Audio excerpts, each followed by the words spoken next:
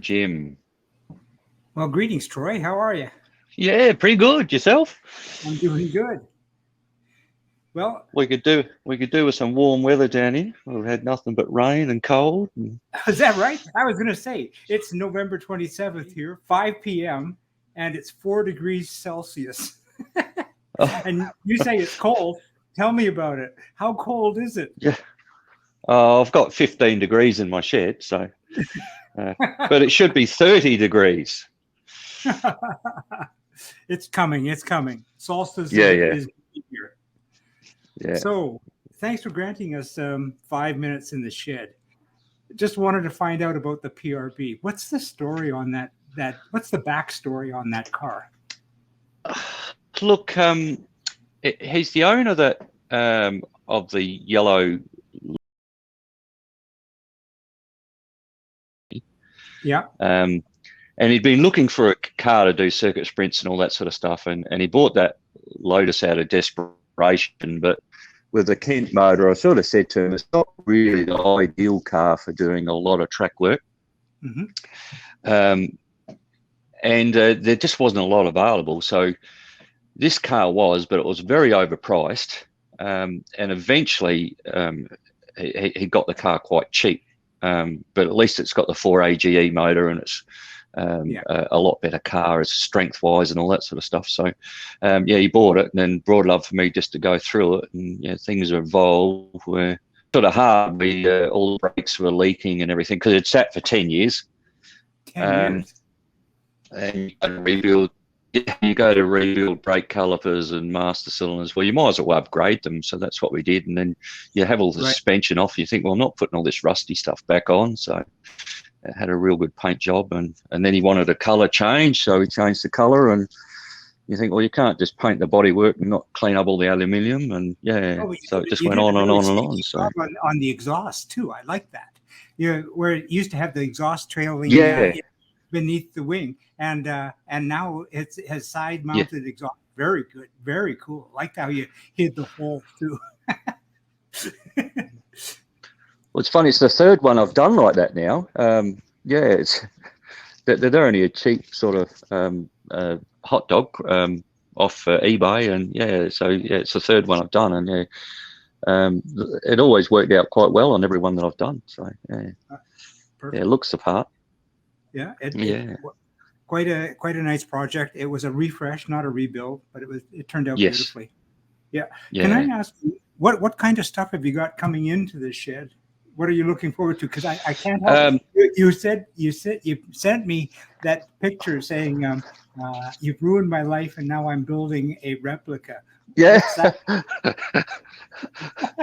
How did that come about? Oh, yeah, look, it's a bit of a long story. We've got a few friends that are into Lotuses, and they're bits of purists and snobs. They'd never look at a replica. And there was, I can't say too much, but there was one guy, he wasn't overly impressed with that Lotus 23 that my brother and I built. And it's just a beautiful, beautiful car, but because it's not a real one, he's not interested. You think, well, come on. That's just a bit of a running joke. You ruined my life by building a replica. Well done. As far as what's coming up, I've got a Sunbeam Alpine here. I can flick the camera over if you like. Here we go. There we go. What's better like this? Yeah. Yeah. So just a little Sunbeam Alpine. I've got to do all the rust repair in it. There's a motor. The motor's out. That's off at the engine reconditioner at the moment, just having liners fitted. We've got to wait for a crankshaft to be made. We've got special rods and pistons and everything going in. The engine. So that's got to be done. The engine was thrashed, or is it just an upgrade? Yeah, look, it's a car I've just sort of started doing recently in a couple of years, and I've never rebuilt the motor. I had the head off a couple of years ago, and I was all welded up, but another area has corroded through, like you get with these old things. That's what we sort of decided to go through the motor, and this guy, once he starts to do things, it just evolves and do more and more. And so we'll paint all the engine bay and paint some of the car. He doesn't want a show car because he wants it to be a race car. Yeah, so there's that to do. Lotus your land down here. So this I've just got to do rear shocks on. Yeah. The same guy has a left-hand drive version of one of these, but it was built as a race car. It was actually built so you could take it to France to race. And it's a real weapon of a car, a big dollar car, beautiful thing. But and it is road registered as well, but he sort of doesn't need two of them, and I think he's running out of space. But his wife won't ride in it, being left-hand drive, because she's in the middle of the road seeing all the traffic coming towards her, and it scares her a bit. Yeah. So we're going to convert it to right-hand drive. Well, that's a project for you. Yeah, so it's going to be dash. And then I assume you're going to have to source the dash and thing. It's going to be huge. Dash, steering rack, pedal box, handbrake, brake lines. So it'll either be a body off or a engine out job. So yeah. Wow. So yeah, that's going to be a big job. And then I suppose he may get rid of this car. I'm not sure. Yeah. So I've got that, and the Lotus 23 that I built. Same owner again. That's coming back, and possibly he wants to see if he can get it registered.